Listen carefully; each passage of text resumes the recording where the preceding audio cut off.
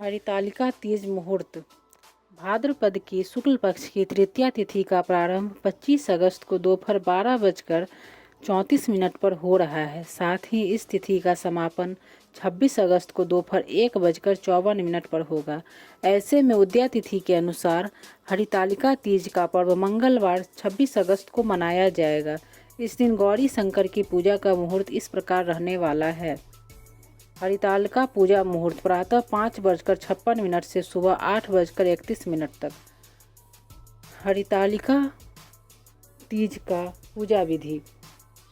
गौरी शंकर पूजा विधि में हरितालिका तीज के दिन सुबह जल्दी उठकर स्नान आदि के पश्चात साफ सुथरे विशेषकर हरे या लाल रंग के वस्त्र पहने शुभ मुहूर्त में पूजा स्थान पर चौकी पर साफ कपड़ा बिछाएं और स्वयं द्वारा बनाई गई माता पार्वती, भगवान शिव और गणेश जी की मिट्टी की मूर्ति स्थापित करें। सबसे पहले गणेश जी का विधिवत पूजन करें और इसके बाद गौरी शंकर की विधि विधान से पूजन करें। पूजा में मां गौरी को 16 श्रृंगार की सामग्री अर्पित करें और हरितालिका तीज व्रत कथा जरूर सुनें। आप पूजा में इन मंत्रों का जप भी कर सकते हैं।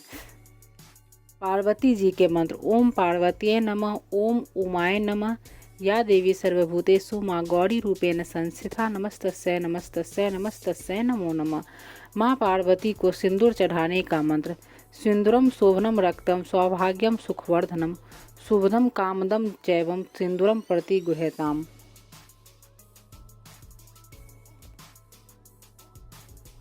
हरितालिका तीज व्रत की संपूर्ण पौराणिक व्रत कथा।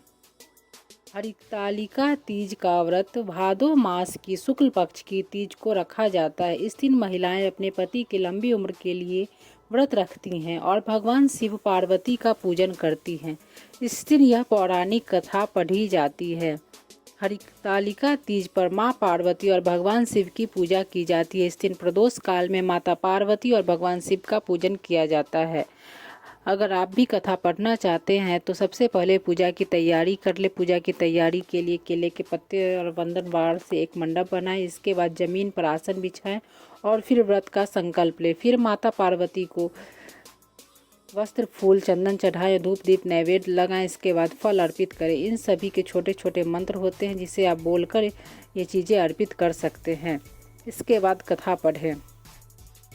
श्री परम पावन भूमि कैलाश पर्वत पर विशाल वट वृक्ष के नीचे भगवान शिव और पार्वती सभी गणों सहित वागडंबर पर विराजमान थे। बलवान वीरभद्र, भृंगी, सरंगी और नंदी अपने अपने पहरों पर साध शिव के दरबार की शोभा बढ़ा रहे थे।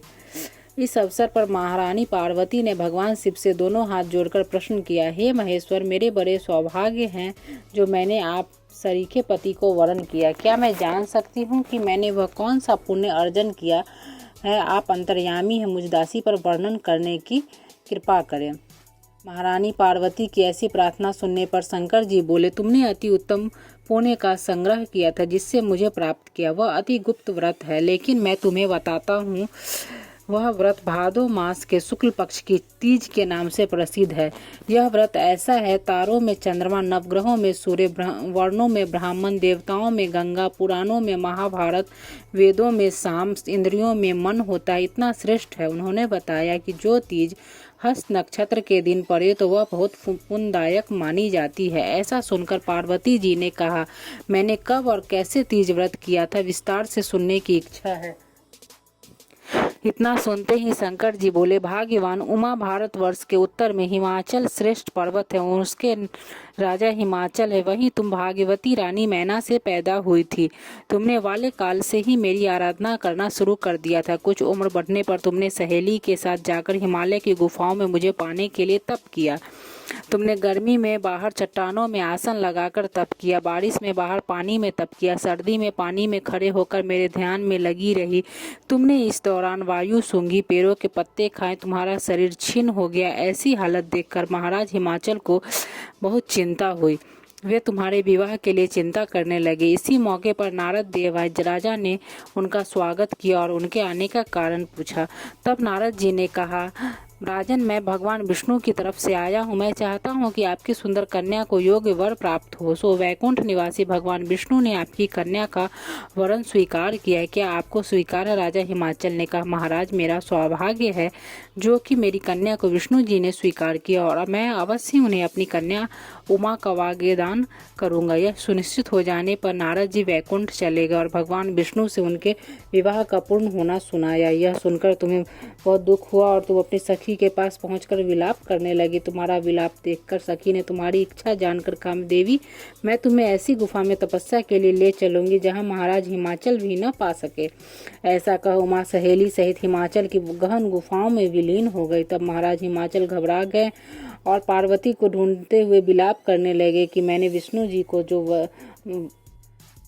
जो वादा किया है वो कैसे पूरा हो सकेगा। ऐसा कहकर बेहोश हो गए। उस समय तुम अपनी सहेली के साथ ही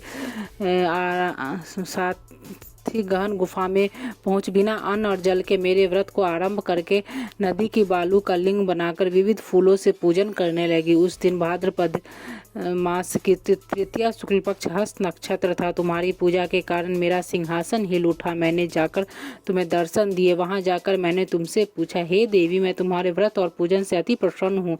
तुम मुझसे अपनी इच्छा मांग सकती हो। इतना सुन तुमने लज्जित भाव से प्रार्थना की कि आप अंतर्यामी हैं, मेरे मन के भाव आपसे छिपे नहीं हैं, आपको पति रूप में पाना चाहती हूँ। इतना सुनकर मैं तुम्हें एवमस्तु इच्छित पूर्ण वरदान देकर अंतर्ध्यान हो गया। उसके बाद तुम बालू से मूर्ति विसर्जित करने नदी पर गई, जहाँ नदी तट पर तुम्हारे नगर निवासी हिमाचल के साथ मिल गए। वे तुमसे मिलकर रोने लगे। तुम इतने भयंकर वन में जहाँ सिंह सांप निवास करते, जहाँ मनुष्य के प्राण संकट में हो सकते, ऐसे पिता के घर की जाने के निवेदन पर तुमने कहा, पिताजी, आपने मेरा विवाह भगवान विष्णु जी के साथ स्वीकार किया, इस कारण मैं वन में रहकर अपने प्राण त्याग दूंगी। तब वे बोले, शोक मत करो, मैं तुम्हारा विवाह भगवान विष्णु के साथ कदापि नहीं करूंगा, उन्हीं सदाशिव के साथ करूंगा। इसके बाद महाराज हिमाचल ने रानी मैना के साथ मेरा और तुम्हारा विवाह किया।